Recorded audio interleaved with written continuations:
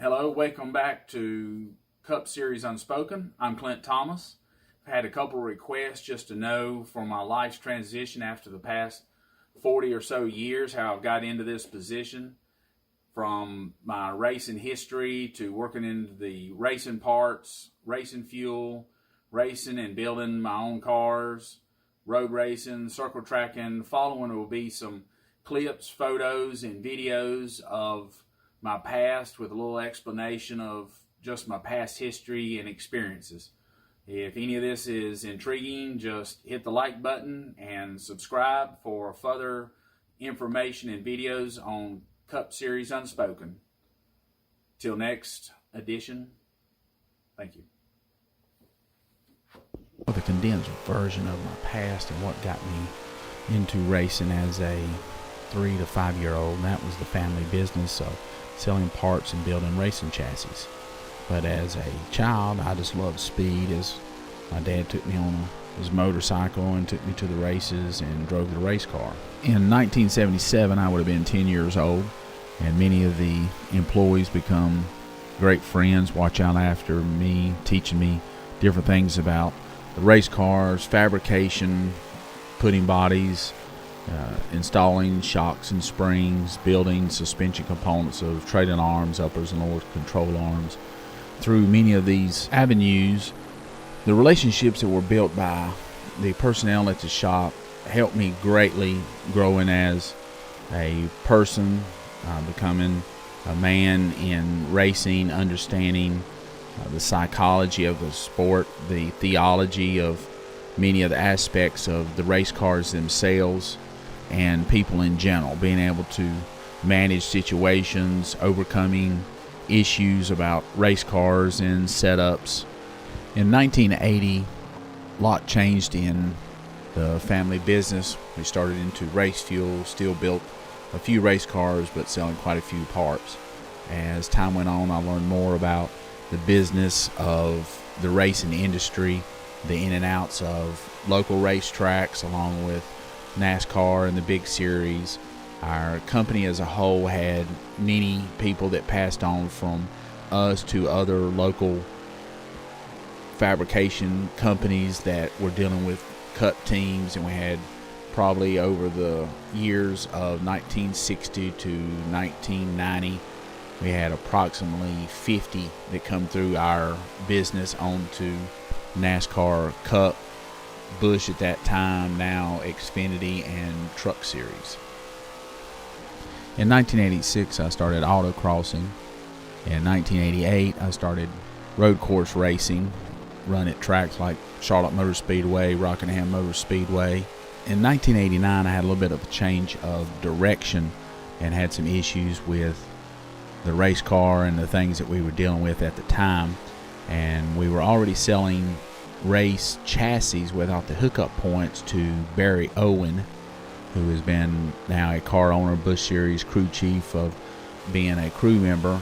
So I went to help him along with the team of the Busch Series at that time through the last half of the 89 season.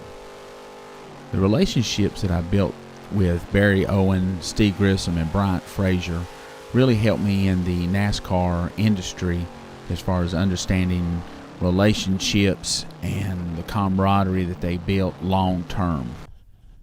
As 1994 rolled around, we looked at a Mazda RX-7, and we teamed up with Team Highball out of Raleigh, North Carolina, 7-time winner of the 24 Hours of Daytona with a GTU class car.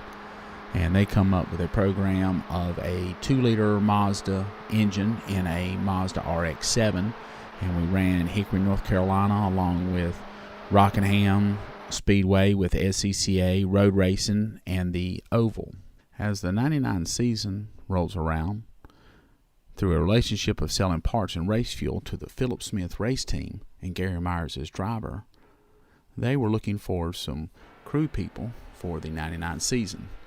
I volunteered for that, and through that relationship, at the end of the 99 season, we come together with a program that I ran 2 races for Philip, and then purchased the car for the 2000 Smart Modified race season.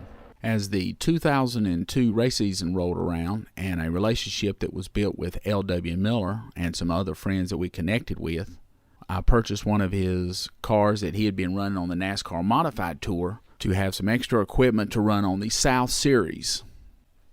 As the 2003 Smart Modified race season rolled around, it looked like there was a foundation of long-term goals of having consistent rules. With that being in mind, it was a dream to go back and build a modified with long trailing arms, just had been done back in the late 70s and early 80s.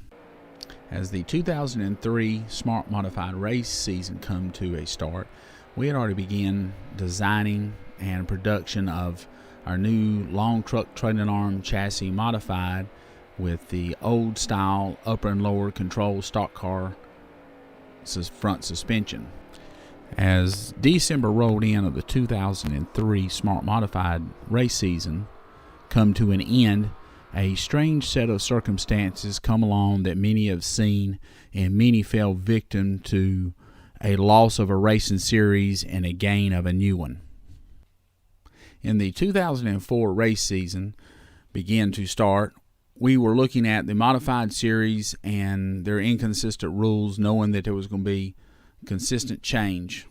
So we looked at a different avenue, and we chose SCCA and NASA series to take our modified chassis and put a 5-star fiberglass body on it and go to some super speedways and test out high speed and low speed corners.